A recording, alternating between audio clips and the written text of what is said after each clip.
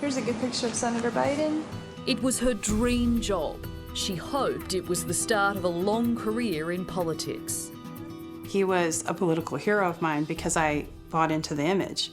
And I really believed he was someone to not only admire, but also I wanted to be like him. Like I had hoped to be maybe a senator or a congressperson someday. And here's the view from my window. You sound really happy. Yeah. There is my computer, and there's my posters. I was such like a little puppy, like so eager and happy. Yeah.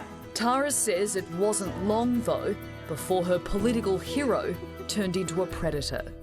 He would just put his hands on me. He would, whenever there was a meeting or if I would see him, usually he'd put his hand on his shoulder and then he'd run his fingers up underneath my hair, on my neck, things like that. And I had never experienced that with a boss before, and I didn't know him. It's not like there was like small talk, like where we would, you know what I'm saying? There was no reciprocal relationship or flirtation. There was nothing like that.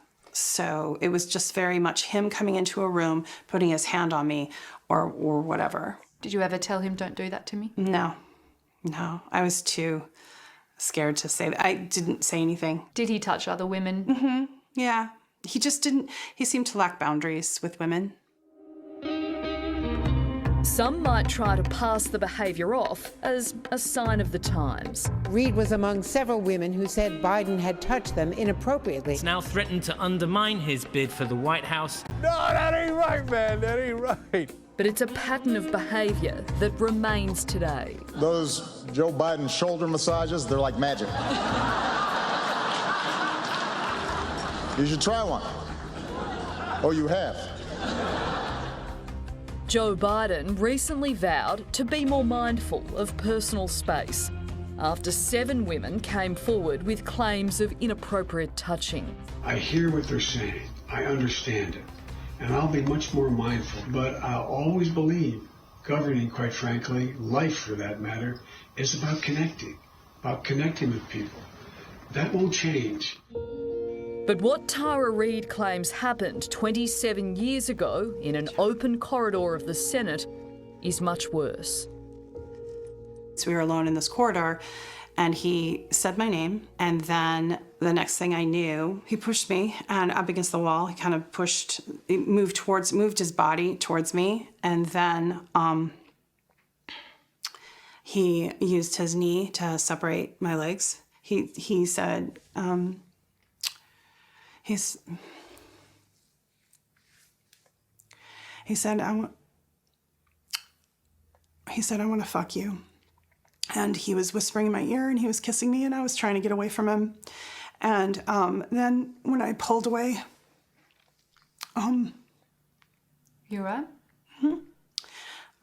He had taken his hands and put them down my skirt and taken one hand and penetrated me with his fingers.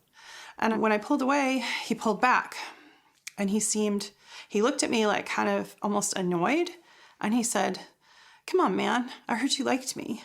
And that's when I could see that he was angry, and he put his finger kind of towards my face and he said, "You know, you're nothing to me. You're nothing." In Tara's account, it was a senator's word against a first-year assistant. So she kept quiet, only breaking down to her mother on the phone.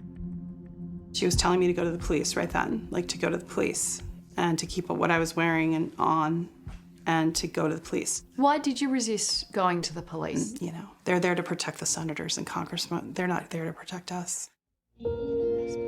It would be 2 long years in 1995 before Tara told anybody else about the alleged assault, confiding in her neighbour, Linda Lacasse. She basically said that he had put her up against the wall. He put his hands up her skirt and he put his fingers inside her. What did you say? I said, "I think you should file a police report." So she was upset. She was crying. Did you doubt what she was saying at all? No, I didn't. What prompted you to come forward and publicly corroborate her story? I felt that I needed to tell the truth. Did Tara ask you to come forward? I volunteered. You filed a written complaint to the Senate, Mm-hmm. but in it you only mention Biden's inappropriate behaviour. You don't mention the sexual assault. And I'm wondering why you wouldn't mention that, because there is a very big difference between inappropriate behaviour and sexual assault. Because I was afraid to. I mean, I consciously did that. The way they had it set up at that time, it was you fill out this form and hand it back. I didn't know who was reading it, and I was too scared. So I thought at a one-on-one that I would reveal that and talk about it, but I didn't feel comfortable.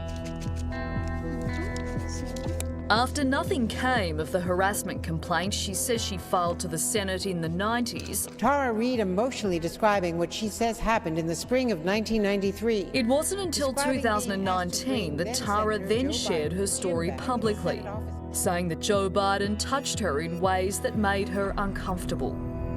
But, just like her formal complaint at the time, it was only half a story. She says she wasn't ready to talk about the alleged sexual assault. So what changed for you? What made you think, nah, I'm going to tell the full truth? I decided that people needed to know he's going to the highest office of the land. He's running on a platform of character. Well, I know what he's like. I know what his character's like. And he doesn't deserve the presidency based on what happened to me. In March this year, Reid came forward with what she said was the full story. By then, many in politics and the media were already questioning her version of events. Did you sexually assault Tara Reid? No, it is not true. And Joe Biden spoke out strongly, denying the allegations. In every case, the truth is what matters. And in this case, the truth is these claims are flat out false. Joe Biden has repeatedly said this never happened. I think deep down he knows. Like, I don't know what his capacity is right now. It's not very clear, but I know he knows. He knows. What do you say to people who say they don't believe you? That's okay. You don't have to believe me. I'm the one who has to live with it. It seems there was very little for you to gain in coming forward.